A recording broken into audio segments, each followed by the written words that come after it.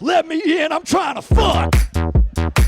Let me in, I'm trying to fuck. Let me in, I'm trying to fuck now. I said, let me in.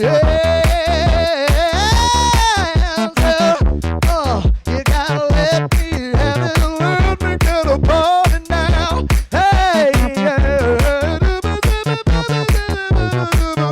yeah, baby, let me have it. Let me get it now. Just in the gym on the What bench was the press. like caption that you sent me when you what? When you're on a date and you let intrusive thoughts in. Oh, I sent it to some other girl and she was like, "That's not funny, Mike. I expect better from you." I was like, yeah, "What the-" I do.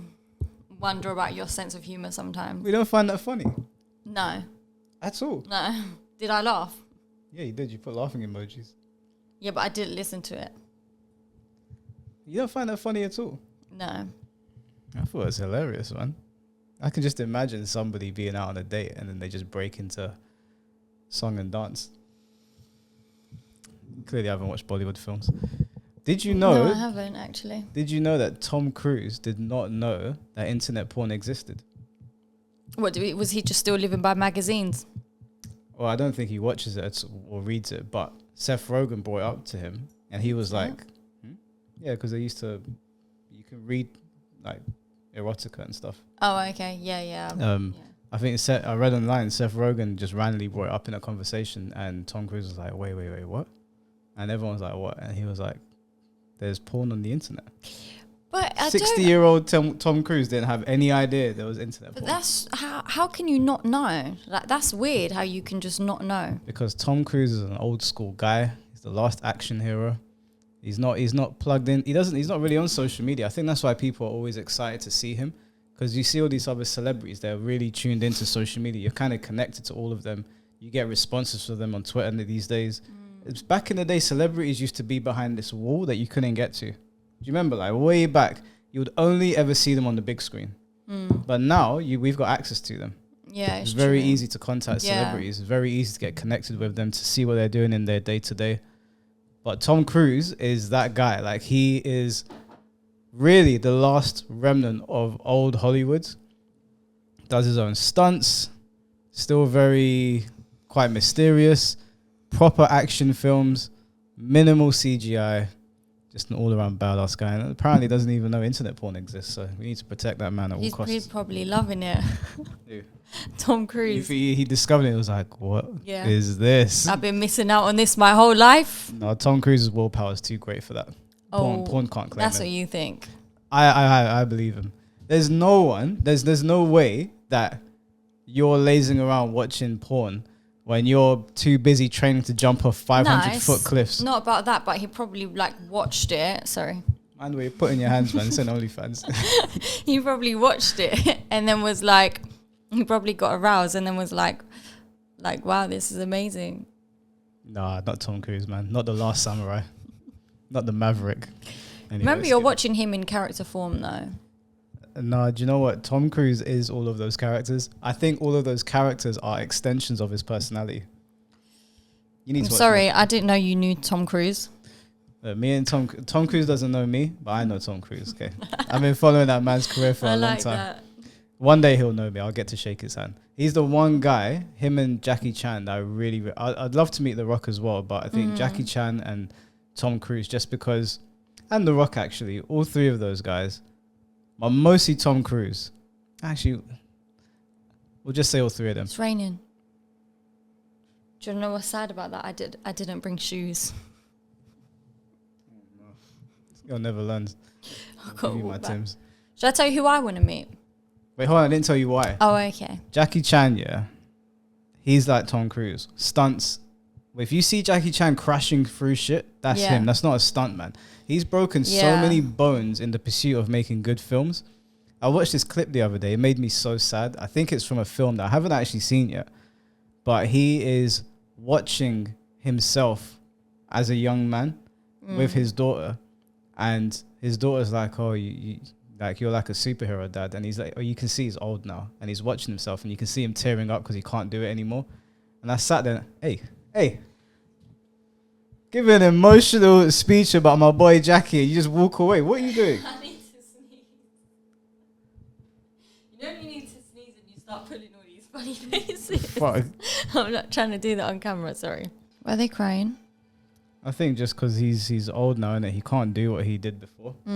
Imagine like your whole life you made movies and the kind of entertainment that you did, obviously it's very limited in what you can do for how long. The things that Jackie Chan was doing was insane. Well, he's a legend, so... Yeah, I know there's been a lot of controversy around him recently. A lot of people don't like his politics and where he sits.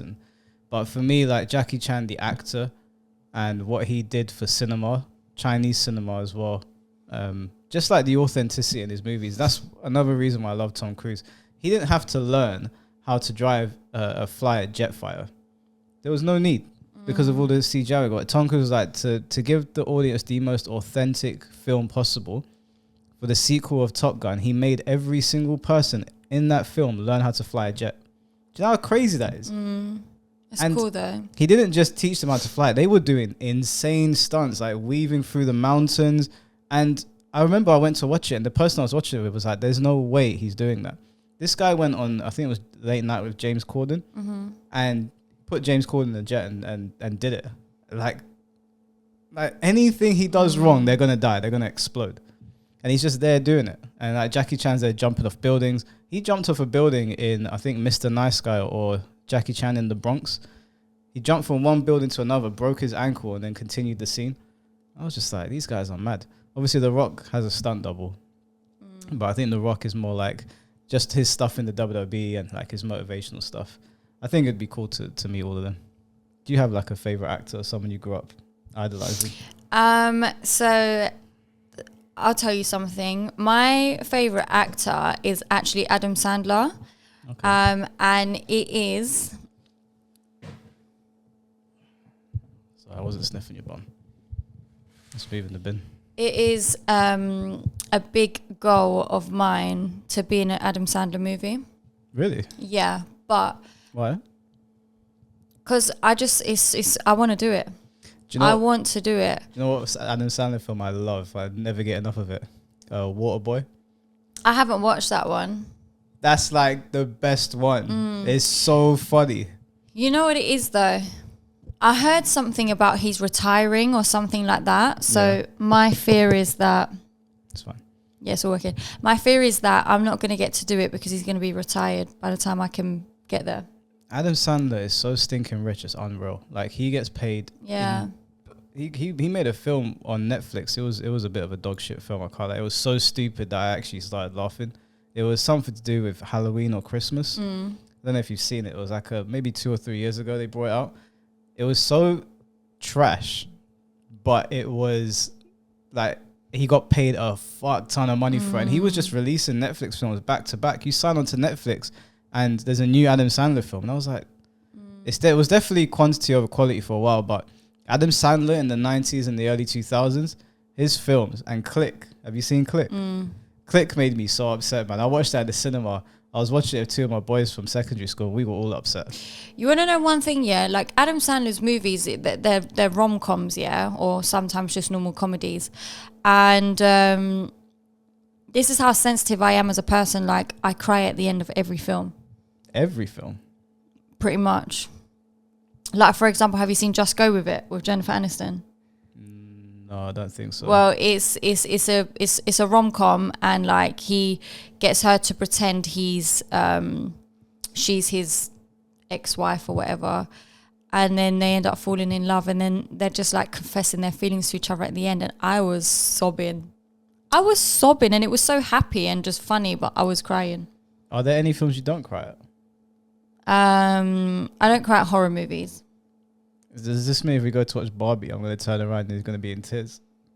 If something sentimental happens and loving, yeah, like if somebody was like falling off a bridge and someone helped them, I'll cry because it was so nice that you helped them. Oh, wait, you wouldn't survive in Spider-Man. There's a whole part in Spider-Man where Gwen Stacy falls off. This is like a really popular thing in the comics, like a really like important death that Peter Parker has to deal with, but they're fighting Green Goblin and I think it was Electro, and she falls off the clock tower. And you know, in superhero films, you're like, the hero saves the girl. It's never a problem. She's falling and falling and falling. And Peter's like, he's jumped down and he's like gone like this to try and reach her in time. He shot his web out. The web catches her her chest. But because of the force of when she was falling, the web grabbed her and her neck went like that. And it just snaps. Oh. So everyone in the cinema, I already knew it was coming because I've got the comic. But everyone in the cinema was like, and it's a Spider-Man film, right? You're expecting a happy ending. This girl's neck is just snapped on screen. Everyone's just like, what the fuck just happened? That was really sad because then Peter's like, he's got her in his arms. Yeah, I'll cry my eyes out. But then the payoff was in the latest Spider-Man film, Zendaya, who plays MJ, she's falling. And obviously in the latest Spider-Man film, all 3 Spider-Men from every... I cried. Oh, have you seen it? I cried, yes. I cried. You would have cried more if you had the context of the original. Yeah, probably. But just seeing all 3 Spider-Mans, I cried my eyes out in the cinema. You cried at just seeing 3 Spider-Men? No, it was like one scene where they're like all together and then they're all like, I don't know if they go their separate ways or something. And like they all bunched together to help save someone or do something. And the way they was all just like running at it, going together, and then they all just went their separate ways. I cried. I think that's what happened.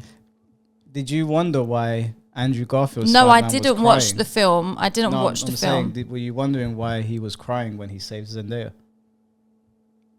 I don't recall that happening. Oh, well, I don't pay attention. Okay. Well, when it's films I don't want to watch. Okay. Well, Zendaya falls off the bridge as well when all 3 Spider-Men are fighting, and Tom Holland's Spider-Man isn't going to get there in time. Yeah. So Andrew jumps off to save her, and he actually grabs her this time.